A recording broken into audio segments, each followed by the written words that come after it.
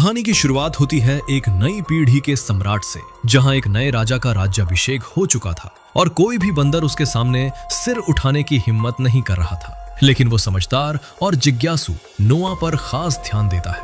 उसे उम्मीद है कि एक दिन नोआ उस गुप्त बेस का दरवाजा खोलेगा और इंसानों के हाईटेक हथियारों को खोज निकालेगा। सम्राट नोआ को सख्त चेतावनी देता है कि कभी भी चालाक और धूर्त इंसानों पर भरोसा मत करना। लेकिन अनुभवहीन नोआ उसकी बात नहीं मानता। वो चुपके से इंसानों के साथ उस गुप्त बेस में घुस जाता है, ये जाने बिना कि वो एक जाल में फंस चुका है। जैसे ही बेस का भारी दरवाजा धीरे धीरे खुलता है तो तेज धूप अंदर आती है। दरवाजे पर एक बंदर की परछाई दिखाई देती है। जब नोआ ध्यान से देखता है तो पता चलता है कि वो उसकी अपनी माँ है। अचानक सम्राट वहां प्रकट होता है। उसके चेहरे पर क्रूरता साफ झलक रही है, मानो वो पहले से ही नोआ की हर चाल समझ चुका हो और सही मौके का इंतजार कर रहा हो। वो फिर से नोआ को चेतावनी देता है कि इंसान उतने सरल नहीं हैं जितने दिखते हैं। इसके बाद सम्राट अपने सैनिकों को सुना को पकड़ने का आदेश देता है और इंसानों से बेस में घुसने का मकसद पूछता है। माहौल बेहद तनावपूर्ण हो जाता है। तभी हॉल में एक जोरदार धमाका होता है। घबराए हुए इंसान इधर उधर भागने लगते हैं। दरअसल एनी ने एक इंसानी हाईटेक हथियार निकाल लिया था। एक ही पल में हालात पलट जाते हैं। जो बंदर अभी सुना को पकड़े हुए था वो सीधे जमीन पर गिर पड़ता है और उसे कुछ कहने का मौका तक नहीं मिलता। लेकिन सम्राट खुश हो जाता है क्योंकि इंसानों के उन्नत हथियार ही तो उसका सपना थे। वो एनी से कहता है कि अब वो सुरक्षित जा सकती है क्योंकि बेस के अंदर और भी हथियार छिपे हुए थे। अगर वो सब उसके हाथ लग जाए तो दुनिया पर राज करना बस वक्त की बात होगी। इसी बीच पहले से लगाए गए बम में आग लगा दी जाती है और कुछ ही क्षणों में जोरदार विस्फोट होता है। हालात बेकाबू हो जाते हैं और कहानी यहीं से असली मोड़ लेती है।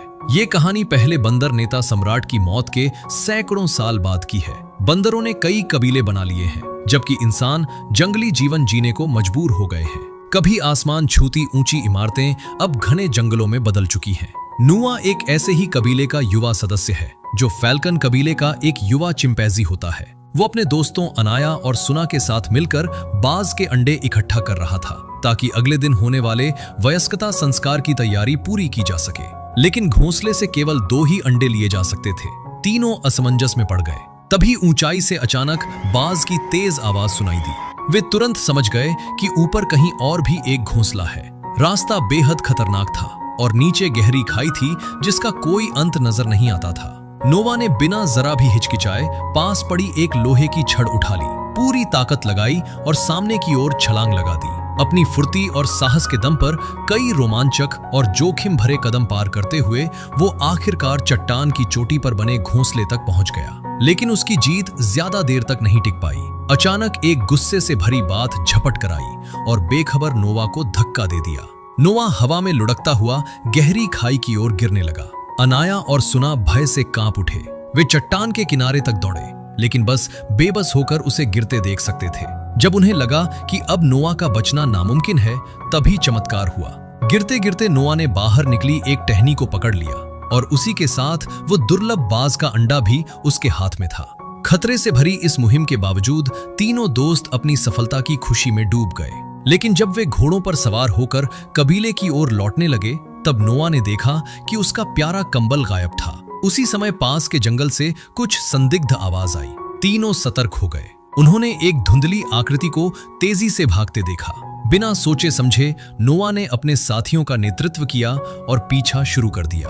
कुछ दूर दौड़ने के बाद नोआ अचानक रुक गया और उसके चेहरे पर गंभीरता छा गई। उनके सामने एक डरावनी सुरंग का द्वार था। नोआ को अपने कबीले के बुजुर्गों की चेतावनी याद आई कि उस सुरंग के दूसरी ओर भयानक इंसान रहते हैं। तीनों युवा चिंपांजी सांस रोके सावधानी से पेड़ पर लटकी उस चीज की ओर बढ़े। जैसे ही वे पास पहुंचे तो एक अजनबी और बेचैन कर देने वाली गंध उनकी नाक में समा गई। कोई शक नहीं था कि वो इंसानों की गंध थी। डर की लहर उनके भीतर दौड़ गई। तीनों ने घबराकर कंबल पकड़ा और तेजी से भागे। घोड़ों पर सवार होकर वे बिना पीछे देखे अपने कबीले की ओर दौड़ पड़े। नोआ का कबीला बड़ा समृद्ध और शांति से भरा हुआ था। जैसे ही नोआ और उसकी टोली वापस लौटी तो पूरे कबीले में हलचल मच गई। छोटे छोटे बंदर उत्सुकता से उनके चारों ओर इकट्ठा हो गए ताकि उनके विजय चिन्ह यानी बाज के अंडों को देख सके। नोआ के लिए सबसे जरूरी था कि अपने पिता की स्वीकृति पाना। वो कबीले के प्रसिद्ध बाज प्रशिक्षक का बेटा था, लेकिन अब तक वो अपनी कोई खास प्रतिभा साबित नहीं कर पाया था। इस बार अपने दम पर लाए गए बाज के अंडे ने उसे आत्मविश्वास दिया, लेकिन कंबल पर लगे खून के धब्बों ने उसके पिता को शक में डाल दिया। उसमें साफ तौर पर इंसानों की गंध आ रही थी। पिता ने उससे सवाल किया, पर नोवा ने साफ इनकार कर दिया कि वो कभी सीमा के पास गया था। पिता ने ज्यादा पूछताछ नहीं की, बस कबीले के बुजुर्गों को आदेश दिया कि अगर आसपास इंसान दिखे तो उन्हें भगा दिया जाए। बुजुर्गों को जाते देख नोआ के मन में अजीब सी बेचैनी भर गई। उस रात नोआ को नींद नहीं आई। वो करवटें बदलता रहा, फिर उठकर अपनी माँ की टूटी हुई छड़ी ठीक करने लगा। तभी अचानक उसे जलने जैसी तेज गंध महसूस हुई। उसे कुछ गड़बड़ लगी तो वो सावधानी से उस दिशा में पड़ा, लेकिन गोदाम के पास पहुंचकर उसने जो देखा उससे वो सन्न रह गया, क्योंकि वहां एक इंसान खड़ा था। नोहा ने उसका पीछा करने की कोशिश की, लेकिन इंसान ने उसे जोर से धक्का दे दिया। जब तक नोहा संभल पाता, उसकी बाहों में पकड़ा बाज का अंडा जमीन पर गिरकर चकनाचूर हो चुका था। अब नोहा बुरी तरह घबरा गया। अगले ही दिन वयस्कता समारोह था। कबीले के मुखिया का बेटा होने के नाते उस पर भारी उम्मीदें टिकी थी। अपने पिता को निराश ना करने के लिए उसने फैसला किया कि वो एक बार फिर जोखिम उठाएगा और नए बाज के अंडे की तलाश में घोंसले तक जाएगा। काली तूफानी रात में नोहा अकेले घोड़े पर सवार होकर जंगल की ओर निकल पड़ा। रात का जंगल खतरों से भरा था। अजीब अजीब आवाजें उसके रोकटे खड़े कर रही थी, लेकिन उससे भी भयानक दृश्य उसका इंतजार कर रहा था। जंगल के बीचों बीच एक खून से सना नरसंहार का दृश्य था। नोहा का दिल जोर से धड़कने लगा। वो घोड़े से उतरकर पास गया। जब उसने मृत शरीर को पहचाना तो उसके पैरों तले जमीन खिसक गई। वो उसके पिता द्वारा भेजे गए बुजुर्गों में से एक था। हैरानी और डर ने उसे पूरी तरह जकड़ लिया। तभी अचानक तेज घोड़ों की टापों की आवाज सुनाई दी। कुछ ही दूरी पर बंदरों की एक विशाल सेना दिखाई दी। नोहा तुरंत पास की घास में छिप गया और सांस रोक कर बैठ गया। वे घुड़सवार बेहद खतरनाक लग रहे थे। उनके सिर पर मुखौटे थे, हाथों में जलती मशाले और हथियार थे। उनका रूप देखकर साफ हो गया कि वे किसी भी हाल में दया दिखाने वाले नहीं थे। वे आगे बढ़ते हुए जमीन पर पड़ा कंबल उठा लेते हैं। तभी अचानक नोहा का घोड़ा बाहर आ जाता है। नोहा का दिल धक से रह जाता है। गिरोह का सरदार सेसा तुरंत समझ जाता है कि घोड़े का पीछा करने से उन्हें रास्ता मिल जाएगा। अब नोहा घबरा उठता है। वो उनके पीछे पीछे पूरी ताकत से दौड़ता है, लेकिन देर हो चुकी थी। जब वो अपने कबीले लौटता है तो सामने का दृश्य देखकर सन्न रह जाता है, क्योंकि सब कुछ तहस नहस हो चुका था। कबीले के लोग क्रूर हमलावरों के सामने एक एक कर गिर रहे थे। चारों ओर चीख पुकार और खून खराबा था। नोबाज टावर पर चढ़कर अपने पिता को ढूंढने की कोशिश करता है। उसे क्या पता था कि इसी कोशिश में वो अनजाने में अपने पिता के छिपने की जगह उजागर कर देगा। घुड़सवारों का नेता सैसा भी उसके पीछे छे ऊंचे टावर पर चढ़ाता है। वो बिजली वाले डंडे से पुराने मुखिया पर वार करने लगता है। निर्शस्त्र पिता उस निर्दयी सैसा के सामने टिक नहीं पाते। गुस्से से भरा नोहा पूरी ताकत से हमला करता है, लेकिन जब वो पलट कर देखता है तो उसके सामने अपने पिता की अंतिम सांसें लेती देह होती है। सहसा एक तथाकथित संत की तरह खड़ा होता है, फिर अपने हथियार से सामने की बिजली की तार को छूता है। ऊंचाई से गिरता नोहा किसी तरह बच जाता है। जब वो दोबारा होश में आता है तो उसका कबीला राख बन चुका होता है। चारों ओर बर्बादी देखकर उसका दिल टूट जाता है। पिता की लाश देखकर उसे यकीन हो जाता है कि पिछली रात का सब कुछ कोई सपना नहीं था। वो अपने पिता को सम्मान पूर्वक दफनाता है। बाकी बचे कबीले वालों की जिंदगी भी खतरे में है। अब उसके पास कोई और रास्ता नहीं बचा था। सुबह की धूप में वो एकमात्र बचे युद्ध घोड़े पर सवार होता है, हथियार उठाता है और उसी जगह लौटता है जहां उसे कंबल मिला था। वो सुरंग अब भी उतनी ही डरावनी थी, लेकिन अब नोहा के पास पीछे हटने का विकल्प नहीं था। अपनी कठिन बदले की यात्रा शुरू करने के लिए वो जमीन पर पड़े पैरों के निशानों का पीछा करते हुए बेखौफ सुरंग में दाखिल हो जाता है। कुछ दूर जाने पर उसे अपनी माँ का कंबल दिखाई देता है। ये एक सुराग था जो उसने जानबूझकर छोड़ा था। नोहा का संकल्प और मजबूत हो जाता है। रात में तेज हवा चलने लगती है। उसे बार बार महसूस होता है कि कोई उसका पीछा कर रहा है। लंबे इंतजार के बाद वो थक कर सो जाता है। सुबह जब उसकी आंख खुलती है तो सूरज की रोशनी फैली होती है, और उससे भी हैरानी की बात यह थी कि उसके पिता का बाज जिनू उसके सामने खड़ा था। हालांकि जिन्बू उसे कभी पसंद नहीं करता था, फिर भी नोहा उससे शांत होना चाहता है, लेकिन बाज उसे चोंच मारता है। ये दर्द जैसे उसके मन का बोझ हल्का कर देता है। वो फिर से अपने सफर पर निकल पड़ता है, लेकिन अचानक वो एक जाल में गिर जाता है। घबराहट में संभल ही रहा था कि एक बंदूक उसकी कनपटी पर आ टिकती है। राखा नाम का एक बंदर सामने आता है। वो पास जलती हुई लकड़ियों की ओर इशारा करता है। उसका गांव भी उन्हीं मुखौटा पहने बंदरों ने लूट लिया था। दो अजनबी धीरे धीरे अपनी सतर्कता कम करते हैं। राका से नोआ को पता चलता है कि वे नकाबपोश बंदर आखिर है कौन। दरअसल महान सम्राट की शिक्षाओं को तोड़ मरोड़ दिया गया है। जहां कभी एकता में शक्ति और बंदर इंसानों को नहीं मारेंगे का सिद्धांत था, अब उसे बदलकर यह बना दिया गया है कि सिर्फ शक्तिशाली ही राज्य करेगा। ये एक विकृत आस्था थी जो टेढ़ी मेढ़ी सोच का ऐसा जमावड़ा जिसने नोआ के मन में गहरा भय भर दिया। जिस नकाबपोश कबीले ने उसके लोगों का संहार किया था, वे भी इसी भटकी हुई विचारधारा के अनुयायी थे। उनका सरदार तो खुद को अगला सम्राट कहता था। राका गुस्से से कांप उठा। बातचीत के दौरान नोहा को फिर वही इंसानी लड़की दिखाई दी। वो क्रोध से चिल्लाया कि यहां से चली जाओ। ये देखकर राका को एहसास हुआ कि शायद बाहरी दुनिया पूरी तरह बदल चुकी है। उसने सच्चाई जानने के लिए नोआ के साथ चलने का फैसला किया। रास्ते में जिन वो चुपचाप उनके पीछे पीछे उड़ता रहा। रात को विश्राम करते समय वो इंसानी लड़की फिर आ गई। राका को संदेह था, फिर भी उसने उसे खाना और एक कंबल दे दिया। लड़की कांपते हुए चुपचाप खाना खाने लगी। राका ने उससे संवाद करने की कोशिश की, लेकिन कोई जवाब नहीं मिला। नोआ अब भी उसे पसंद नहीं करता था और उसने कोई दुश्मनी भी नहीं दिखाई। आधी रात को नोआ अकेले आसपास टहलने निकला और उसे एक दूरबीन मिली। वो समझ नहीं पा रहा था कि इसका क्या करे। तभी पीछे पीछे आई लड़की ने उसे सहजता से उठाकर इस्तेमाल करना शुरू कर दिया। तभी नोआ को एहसास हुआ कि इंसान भी बंदरों की तरह बुद्धिमान हो सकते हैं। उसने लड़की को साथ चलने की अनुमति दे दी। राका खुशी से झूम उठा और लड़की को अपने साथ आने का निमंत्रण दिया। वो उसे कुछ ऐसे रहस्य भी बताने लगा जो केवल वही जानता था। यात्रा के दौरान उन्हें एक झुंड प्यारे ज़ेबरा दिखाई दिए। ये प्रजाति नो ने पहले कभी नहीं देखी थी, लेकिन लड़की के चेहरे पर आश्चर्य छा गया। तभी सामने की पहाड़ी पर लड़की के कुछ अन्य इंसान दिखाई दिए। लड़की तुरंत उनकी ओर बढ़ी।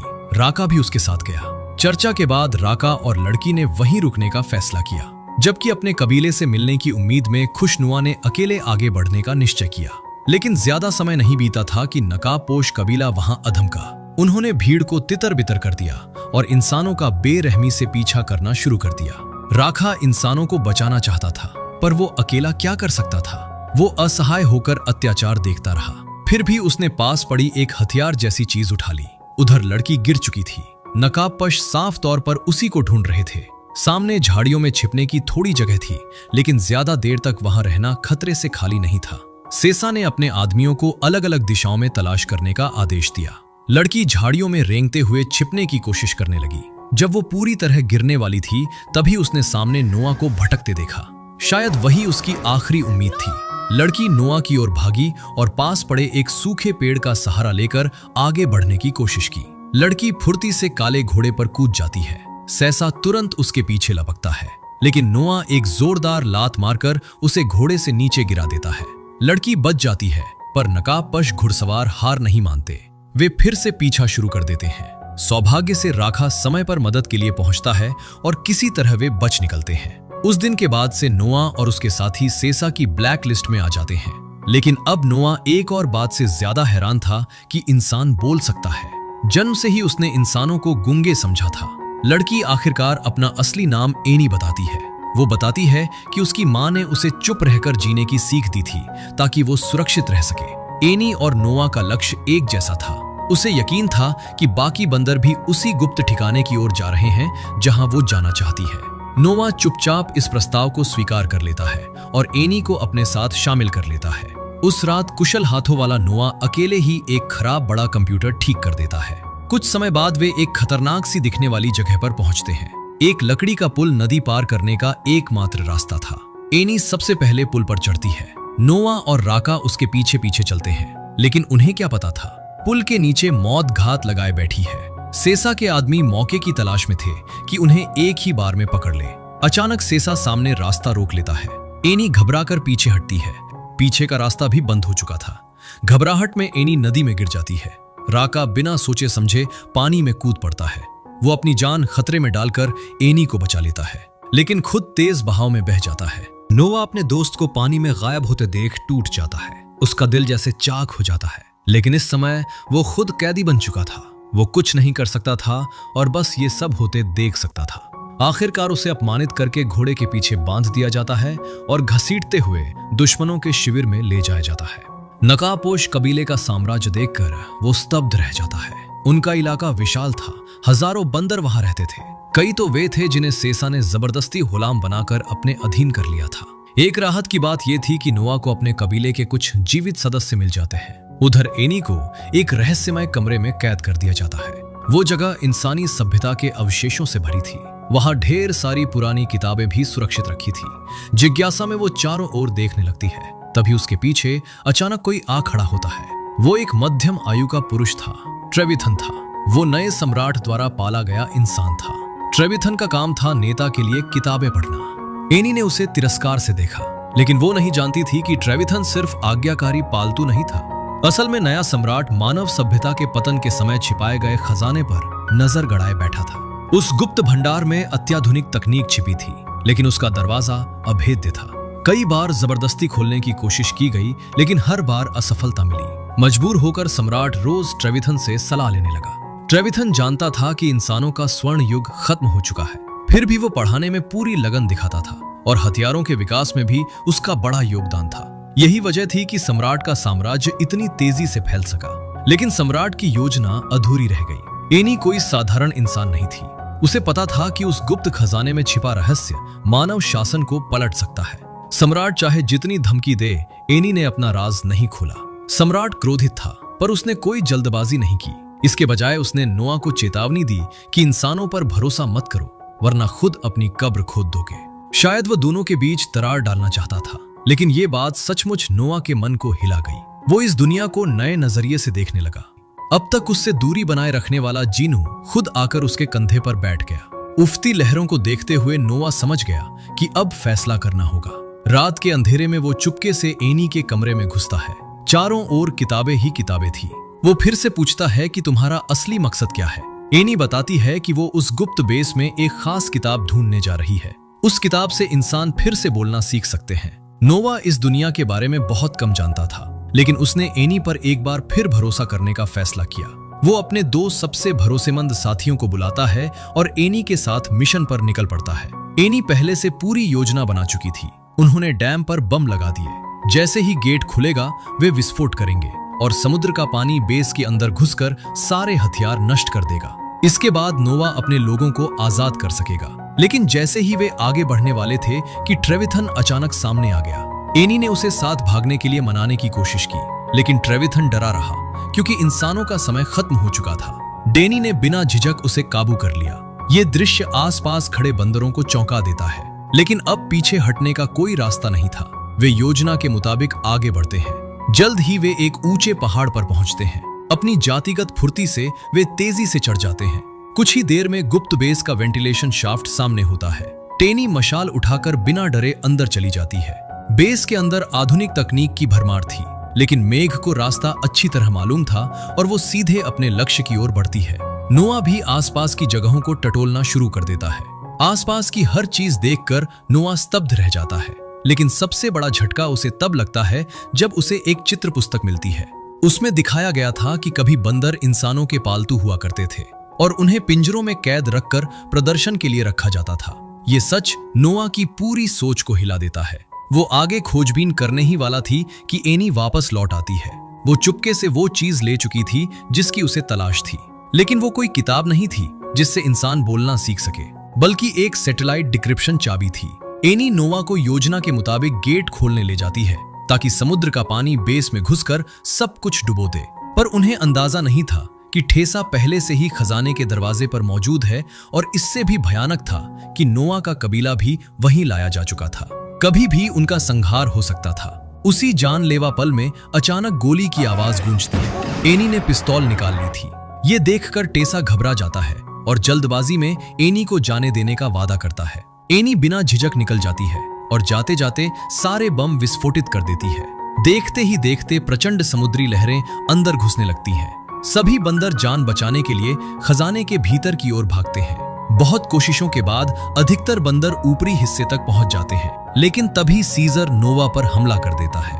वो गुस्से से चिल्लाता है, तुमने इंसानों पर भरोसा करके मेरा सपना बर्बाद कर दिया।